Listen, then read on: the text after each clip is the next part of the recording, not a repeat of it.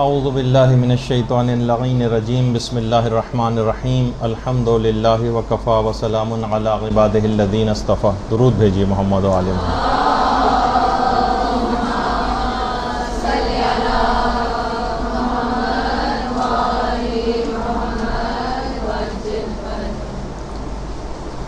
جو کہ اکثر دماغوں میں آتا ہے اور یہ پوچھا بھی جاتا ہے کہ ہم بہت سے نیک کاموں کی اہمیت سے آگاہ ہونے کے باوجود اس کو کر نہیں پاتے، ان کی توفیق ہی نہیں مل پاتی. نماز شب کے سلسلے میں کتنی آپ نے تاکید سنی، لیکن نماز شب کی توفیق ہی نہیں مل پاتی. مثلا پڑھنے کے لیے اٹھا ہی نہیں جاتا. کتنے نیک اعمال اس طرح سے اور ہیں، یعنی جیسا ہم چاہتے ہیں ویسا عمل نہیں ہو پاتا، پھر ہم کیا کریں. دوسرے الفاظ میں ہمیں توفیق نہیں ملتی ان کاموں کو کرنے کی. تو دیکھیے یہ بات یاد رکھ لیجئے کہ مشیت خدا اور بندے کا ارادہ جب آپس میں مل جائے تو توفیق وجود میں آتی.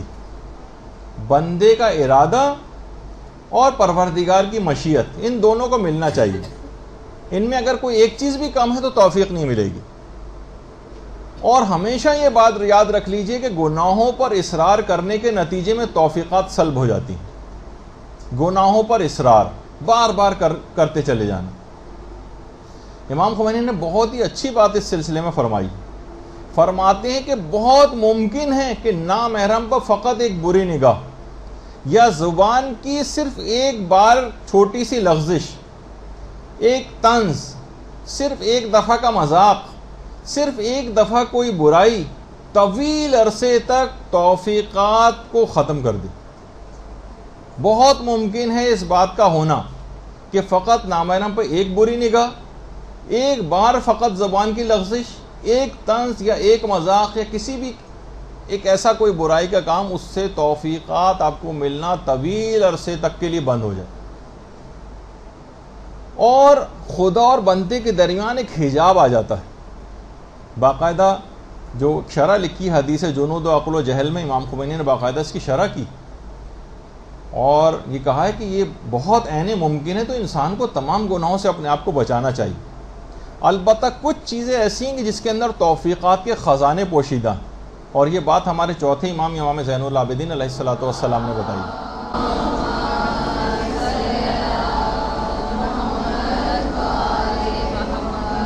اور امام نے فرمایا کہ درود پڑھنے میں توفیقات کے خزانے پوشیدہ ہیں.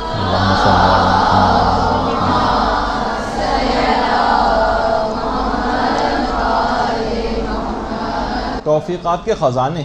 اور بہت سی روایات میں تو یہ ہے کہ گناہوں کی جڑ کٹ کے رہ جاتی ہے جتنا زیادہ انسان درود پڑھتا. اور دیکھیے توفیق کہتے ہیں ایسے اسباب پیدا ہو جائیں جس سے اطاعت خدا آپ کے لیے آسان ہو جائے، یہ بھی توفیق. اور اس سے مسلسل پھر نیک کاموں کا صدور ممکن ہو جاتا ہے. آپ کرنے جاتے ہیں لیکن کچھ ایسے گناہ حائل ہو جاتے ہیں آپ کی راہ میں کہ آپ کے لیے اطاعت خدا کرنی آسان نہیں ہوتی.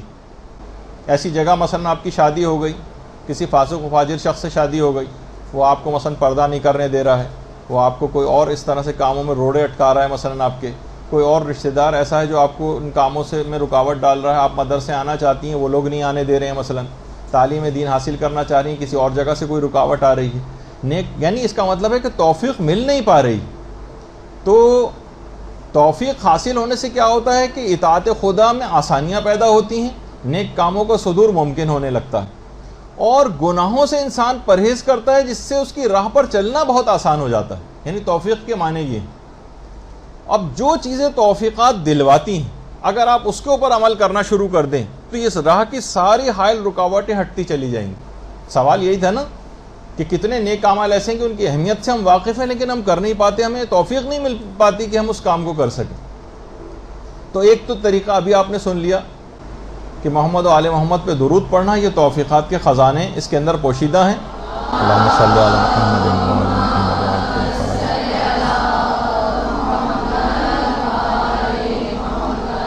اور یہ توفیقات کو دلانے کے لیے بہترین ایک عمل. دوسری چیز علماء نے کہی، اب اس میں اتنا وقت نہیں ہوگا میرے پاس، بہت تیز رفتاری سے گزرنا ہے. تقویٰ جتنا زیادہ آپ حاصل کرتی چلی جائیں گی، گناہوں سے اپنے آپ کو جتنا زیادہ آپ بچائیں گی اپنے آپ کو گناہوں سے، اتنا ہی توفیقات آپ کو زیادہ سے زیادہ ملتی چلی جائیں گی. آپ عمل کر کے دیکھیے، ایک ایک کر کے گناہوں کو ٹارگٹ بنا کے کم کرتی چلی جائیں آپ کو عبادات کی توفیقات ملتی چلی جائیں گی. اس کا اتنا وقت نہیں ہے، صرف ہیڈنگ ہی چاہیں تو لکھتی جائیے. دوسری چیز یہ ہے کہ جتنا علم بڑھاتی چلی جائیں گی اتنا توفیقات ملنی شروع ہو جائیں گی. علم کے بڑھنے کا توفیقات کی زیادتی میں بڑا عمل دخل.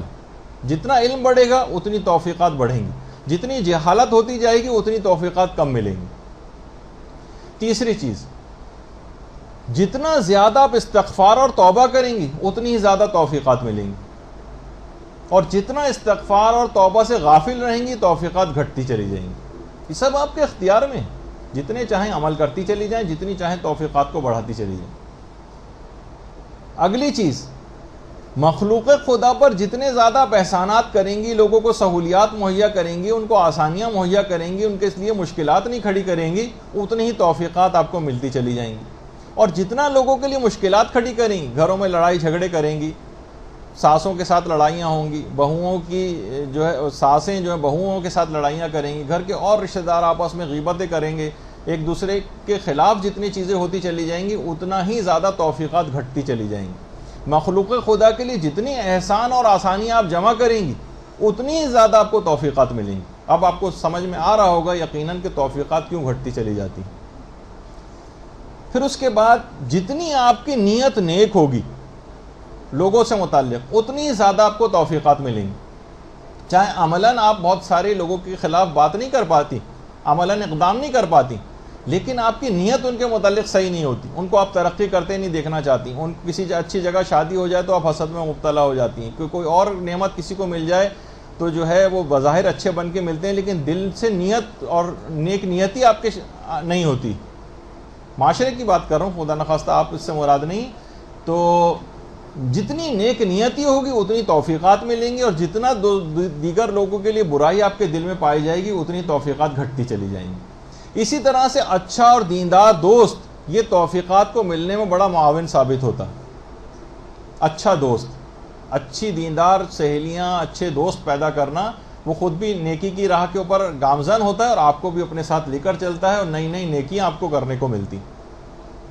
اسی طرح سے دعا کرنا یہ خود توفیقات دلواتا ہے. جتنا آپ دعائیں کریں گی، جتنی آپ پروردگار عالم سے حاجتیں طلب کریں گی، جتنے زیادہ ائمہ کے واسطے دیں گی دعاؤں کے سلسلے میں، جتنی دعائیں ہوں گی اس کے مقابلے میں اتنی زیادہ آپ کو توفیقات ملیں گی.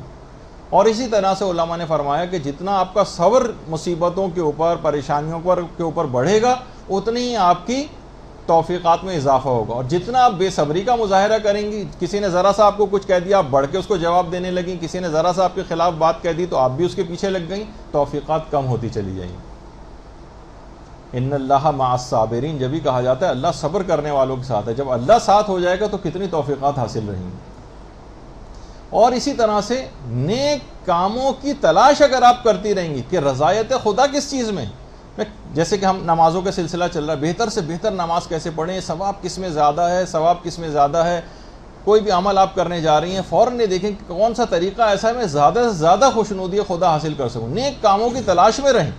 یہ نہیں کہ بس وہ 2-4 چیزیں آپ نے پکڑ رکھی ہیں بس اس کے علاوہ کسی طرف نگاہ نہیں، نئی سے نئی چیزیں نیک کاموں کی تلاش کریں، خود بخود توفیقات آپ کے پیچھے پیچھے آئیں گی.